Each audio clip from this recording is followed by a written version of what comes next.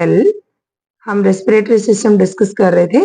इसमें हमने respiratory organ like nasal cavity, pharynx, लैरिंग्स, trachea, bronchioles, bronchus, bronchioles and alveoli तक हम डिस्कस कर चुके हैं। तो अभी हम लेफ्ट पोर्शन जो रहता है like the diaphragm, internal and external respiration, उसको हम डिस्कस कर लेते हैं।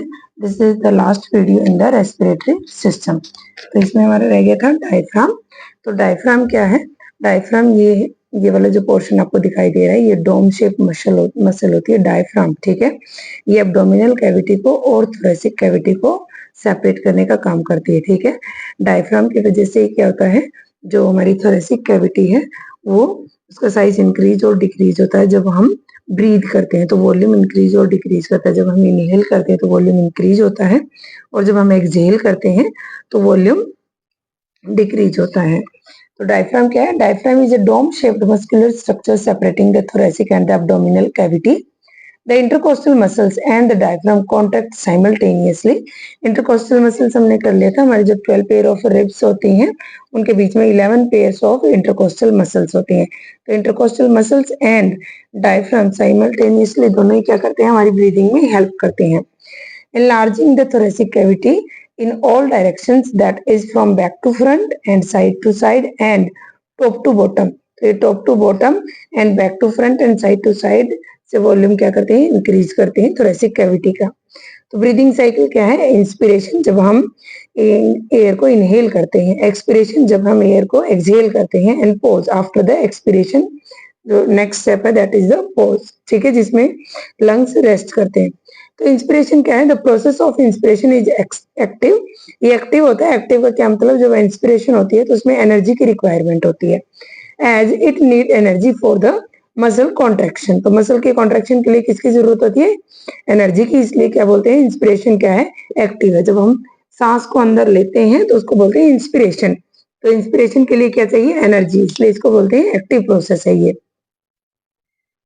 The negative pressure created in the thoracic cavity aid venous return to the heart. जब नेगेटिव प्रेशर क्रिएट होता है थोरेसिक कैविटी में, तो जो हार्ट में डीऑक्सीजनेटेड ब्लड आता है फ्रॉम द वेन्स, ठीक है, सुपीरियर वेना कावा और from the inferior vena cava, and is known as the respiratory pump. और इसको क्या बोलते हैं? रेस्पिरेटरी पंप बोलते हैं। एट रेस्ट, जब रेस्ट की कंडीशन होती है तो रेस्पिरेशन का टाइम होता है एटलीस्ट 2 सेकेंड। 2 सेकेंड के लिए रेस्पिरेशन होता है, सॉरी इंस्पिरेशन होता है।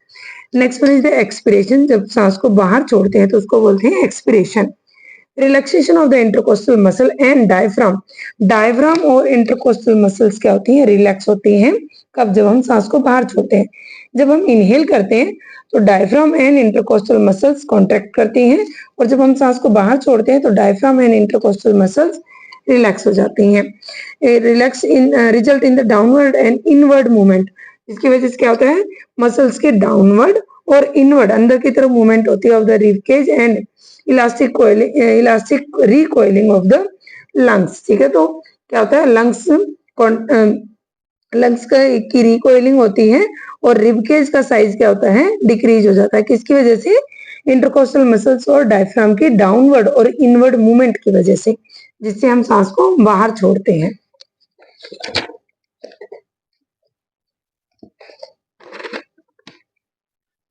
This process is passive. जब हम सांस को बाहर छोड़ते हैं तो उसके लिए एनर्जी की रिक्वायरमेंट नहीं होती है, इसलिए इसको क्या कहा गया है? ये क्या है? पैसिव प्रोसेस है। And as it does not require the expenditure of the energy, cause expiration due to the pressure difference between the atmosphere and the lungs. जो हमारे लंग्स का एयर प्रेशर होता है और एटमॉस्फेयर का एयर प्रेशर होता है, वो क्या होता है? डिफरेंस होता है, जिसकी वजह से एक्सपिरेशन की प्रोसेस होती है। एट रेस्ट, जब रेस्ट की कंडीशन होती है तो एक्सप्रेशन कम से कम 3 सेकंड के लिए होता है, and after expression there is a pause before the next cycle. जब नेक्स्ट साइकिल इंस्पिरेशन और एक्सप्रेशन का स्टार्ट होता है तो उसके बीच में एक पोजीशन आती है जिसको बोलते हैं पॉज, ठीक है। तो जो रेस्पिरेटरी साइकिल था उसमें क्या था? Inspiration, expression and the third one is the pause step. Now lung volume and the capacity. 1 minute में 15 टाइम हम ब्रीथ करते हैं, इनहेल और एक्सहेल करते हैं। There are about 15 complete respiratory cycle in per minute, ठीक है। तो 1 मिनट में 15 टाइम इनहेल, एक्सहेल और एक पोज आता है, ठीक है। Exchange of gases takes place only across the wall of the respiratory passage is called the anatomically dead space. तो जो एक्सचेंज ऑफ गैसेज होती है वो कहाँ होती है, एल्वियोलाई और ब्लड कैपिलरीज की जो लेयर होती है उसके बीच में होती है, उसको बोलते हैं रेस्पिरेटरी पैसेज बोलते हैं, ठीक है, या रेस्पिरेटरी मेम्ब्रेन बोलते हैं। तो उसको क्या बोलेंगे, जो एक्सचेंज ऑफ गैसेज होता है इन रेस्पिरेटरी पैसेज और रेस्पिरेटरी मेम्ब्रेन के थ्रू, उसको बोलते हैं एनाटॉमिकल डेड स्पेस बोलते हैं। Next one is the tidal volume, इसको टीवी भी बोलते हैं। टाइडल वॉल्यूम क्या है, नॉर्मली जब हम नॉर्मल कंडीशन में जब हम इनहेल और एक्सहेल करते हैं तो उसको बोलते हैं tidal volume. This is amount of the air passing into and out of the lungs during each cycle of the breathing. जब हम सांस लेते हैं तो जितनी नॉर्मल ब्रीदिंग करते हैं तो जितनी एयर हम इनहेल कर रहे हैं और जितनी एक्सहेल करते हैं उसको हम बोलते हैं टाइडल वॉल्यूम। नेक्स्ट है इंस्पिरेटरी रिजर्व वॉल्यूम, इसको आईआरवी भी बोलते हैं। This is the extra volume of air that can be inhaled into the lungs during the maximum मल इंस्पिरेशन। जब हम पूरी फोर्स के साथ इंस्पिरेशन करते हैं, सांस को अंदर लेते हैं, तो जो एक्स्ट्रा वॉल्यूम हमने इनहेल किया, नॉर्मल से ज्यादा इनहेल किया, उसको बोलते हैं इंस्पिरेटरी रिजर्व वॉल्यूम। जब हम नॉर्मली इनहेल एक्सहेल करते हैं तो उसको बोलते हैं टाइडल वॉल्यूम। लेकिन जब हम फोर्सफुली इनहेल करते हैं एक्स्ट्रा वॉल्यूम, तो जो एक्स्ट्रा वॉल्यूम एयर का हमने इनहेल किया उसको बोलते हैं इंस्पिरेटरी रिजर्व वॉल्यूम या आईआरवी। अब इंस्पिरेटरी कैपेसिटी क्या है, इंस्पिरेटरी कैपेसिटी है टीवी प्लस आईआरवी, मतलब tidal volume plus inspiratory reserve volume. जब नॉर्मल कंडीशन में हमने इनहेल एक्सहेल किया है वो वॉल्यूम ऑफ गैस और एयर, और जब हम फोर्सफुली इनहेल एक्सहेल करते हैं तो जो एक्स्ट्रा वॉल्यूम हमने इनहेल किया है वो भी प्लस करेंगे तो उसको बोलेंगे inspiratory capacity. Tidal volume approximately 500 ml है प्लस इंस्पिरेटरी रिजर्व वॉल्यूम। इसको कैसे लिखेंगे, IC is equal to TV plus IRV.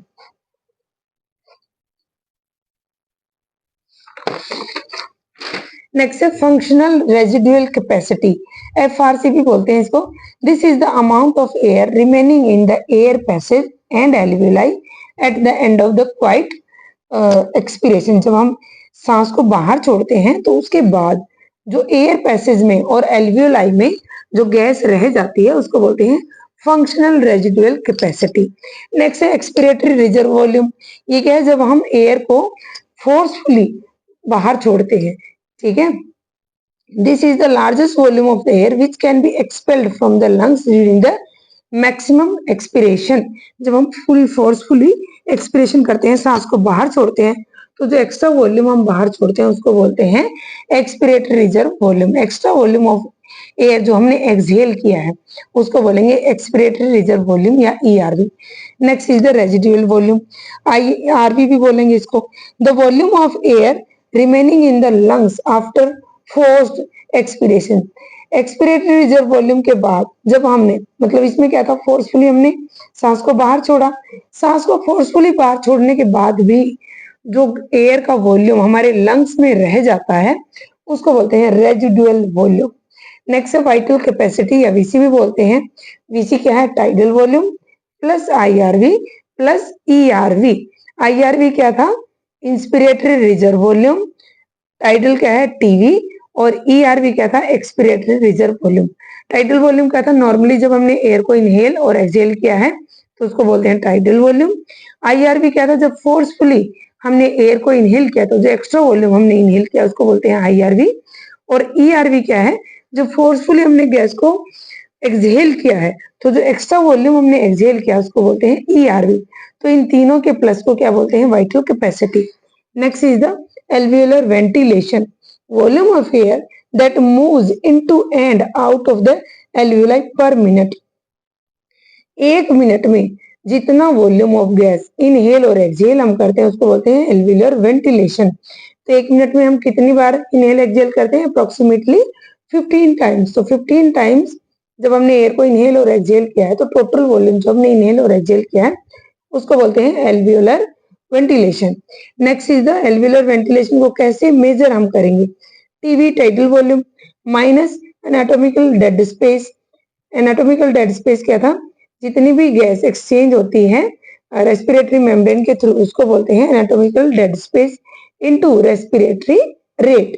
तो टाइडल वॉल्यूम क्या है हमारा, अप्रोक्सीमेटली 500 है, इन minus 500 ml minus 150 can atomical dead space into में 15 पर मिनट। 15 पर मिनट क्या था कि रेस्पिरेटरी रेट है, 1 मिनट में हम 15 बार इनहेल और एक्सहेल करते हैं 15 टाइम्स। ठीक है, तो इसका जब हम इसको सोल्व करेंगे तो क्या आएगा 5.25 लीटर पर मिनट। तो एल्वियुलर वेंटिलेशन कितना होता है 5.25 लीटर पर minute.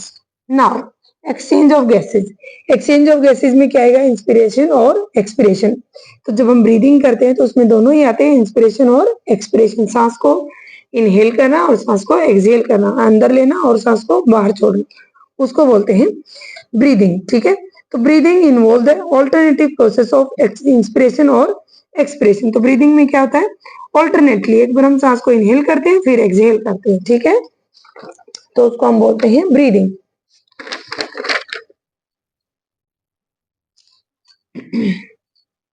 Gas exchange at the respiratory membrane and in the tissue is a continuous and ongoing process। जब गैस का एक्सचेंज होता है रेस्पिरेटरी मेम्ब्रेन के थ्रू तो ये क्या है कंटिन्यूस और ऑनगोइंग प्रोसेस है, लगातार चलती रहने वाली प्रोसेस है।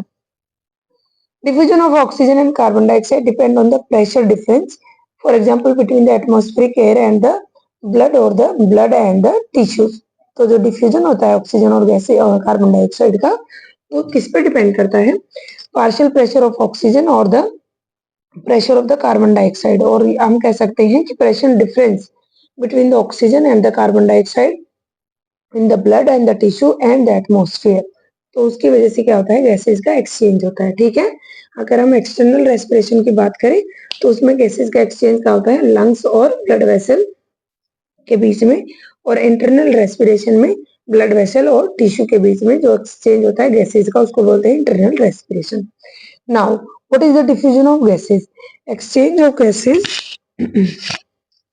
occur when the difference in partial pressure exists across the semi permeable membrane। तो गैसेस का एक्सचेंज कैसे होता है जब पार्शियल प्रेशर होता है गैसेस का, कौन सी गैसेस ऑक्सीजन और कार्बन डाइऑक्साइड का across the semi permeable membrane. ठीक है, तो इसकी बात हो रही है जो ब्लड वेसल्स हैं और जो एल्वियोलाई है या जो हमारे सेल्स हैं, ठीक है, उनकी मेम्ब्रेन की बात हो रही है। Gases move by diffusion from the higher concentration to the lower concentration until the equilibrium is established। तो गैसेस क्या कैसे मूव करती हैं higher concentration to lower concentration. जहां पर गैस की कंसंट्रेशन हाई होगी वहां से गैस कहाँ फ्लो करेगी जहां पर गैस की कंसंट्रेशन कम होगी। ठीक है, और ये कब तक फ्लो चलता रहेगा जब तक दोनों के बीच में, दोनों एनवायरमेंट के बीच में इक्विलिब्रियम मेंटेन नहीं हो जाता, तब तक ये गैसेस का एक्सचेंज चलता रहता है। Now external respiration, this is the exchange of gases by diffusion between the alveoli and the blood in the alveolar capillaries across the respiratory membrane। तो एक्सटर्नल रेस्पिरेशन किसके बीच में होता है एल्वियोलाई के बीच में, और जो ब्लड वेसल्स होती हैं जिनको हम बोलते हैं एल्वियोलर कैपिलरीज उनकी मेम्ब्रेन के बीच में, और इन दोनों की मेम्ब्रेन को क्या बोलते हैं respiratory membrane combinedly. Each alveolar wall is one cell thick, जो एल्वियोलाई की वॉल होती है वो भी वन सेल थिक होती है, and is surrounded by a network of tiny capillaries. तो एल्वियोलाई के बाहर टाइनी कैपिलरीज प्रेजेंट होती हैं जिनकी मेम्ब्रेन भी क्या होती है वन सेल ही थिक होती है। Look this is the alveoli. ठीक है, ये क्या है वन एल्वियोलाई को दिखाया गया, तो ये क्या है वॉल ऑफ एल्वियोलाई। ठीक है, और ये क्या है टाइनी कैपिलरीज ब्लड वेसल्स। ठीक है, तो ये ब्लड वेसल की कैपिलरीज। ठीक है, यहाँ से हार्ट में से ब्लड आया है फ्रॉम द पल्मोनरी आर्टरी। तो ये पल्मोनरी आर्टरी कहाँ से आ रही है हार्ट से डीऑक्सीजनेटेड ब्लड लेके आती है। दैट मीन्स इसमें कार्बन डाइऑक्साइड की कंसंट्रेशन ज्यादा है और ऑक्सीजन की कंसंट्रेशन कम है।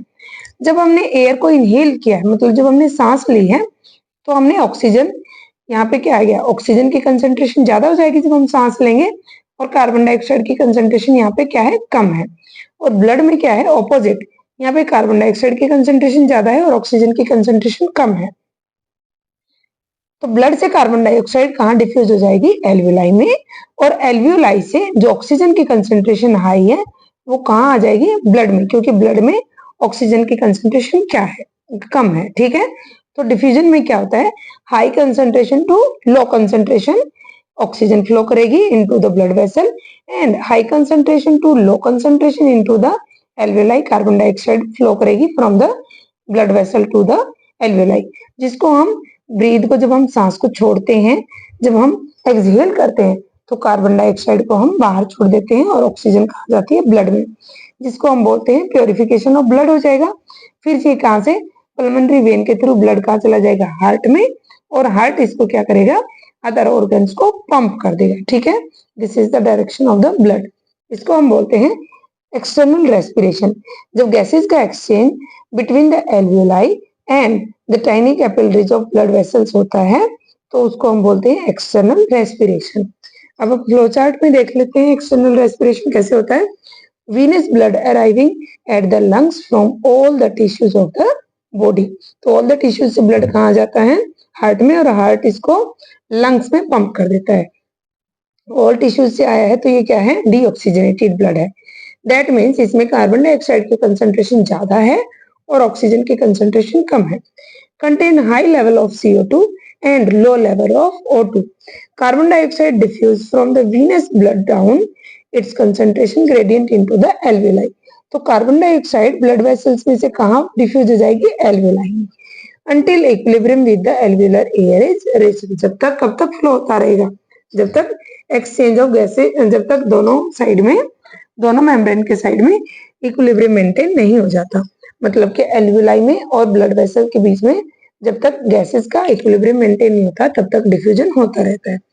Oxygen diffuse from the alveoli into the blood at the same time and with the same process. तो ऑक्सीजन भी at the same time alveoli से कहाँ जाएगी, ब्लड में, और प्रोसेस कौन सी है, सेम प्रोसेस, डिफ्यूजन प्रोसेस है। ठीक है, नेक्स्ट है इंटरनल रेस्पिरेशन। तो इंटरनल रेस्पिरेशन किसके बीच में होता है, ब्लड वेसल्स के बीच में और टिश्यूज के बीच में। ठीक है, टिश्यूज में मेटाबॉलिज्म की वजह से यहाँ पे क्या फॉर्म हो रही है, कार्बन डाइऑक्साइड। ठीक है, इन्होंने ऑक्सीजन को यूज किया था फॉर द मेटाबॉलिज्म टिश्यूज ने, और उसके बदले में क्या वेस्ट प्रोडक्ट क्या निकलेगा, यहाँ से कार्बन डाइऑक्साइड निकलेगा। ठीक है, दैट मीन्स टिश्यूज में कार्बन डाइऑक्साइड का लेवल ज्यादा है। अब ये ब्लड कहाँ से आया था, हार्ट ने पंप किया है, तो इस ब्लड में ऑक्सीजन का लेवल ज्यादा है। ये वही ब्लड है जो हमने यहाँ पे अभी एक्सचेंज में पढ़ा था। ये ब्लड यहाँ से आ गया था, अब ये यहाँ से कहाँ चला जाएगा, हार्ट में। ये ऑक्सीजनेटेड ब्लड है, अब ये हार्ट में जाएगा और हार्ट इस ऑक्सीजनेटेड ब्लड को यहाँ पर देखिए टिश्यूज में पंप कर दिया है। ठीक है, अब टिश्यूज में CO2 का लेवल ज्यादा है और ब्लड में O2 का लेवल ज्यादा है। तो डिफ्यूजन प्रोसेस में क्या था, high concentration to low concentration of oxygen चली जाएगी और high concentration to low concentration carbon dioxide आ जाएगी हम ब्लड में। और अगेन ये ब्लड फिर कहाँ चला जाएगा, हार्ट में चला जाएगा और हार्ट इस डीऑक्सीजनेटेड ब्लड को अगेन लंग्स में पंप कर देगा, यहाँ पर ये देखिए, और फिर से लंग्स में क्या हो जाएगा, ऑक्सीजनेटेड, और फिर से हार्ट इसको पंप कर देगा टू द टिश्यूज। तो ये प्रोसेस चलता रहता है।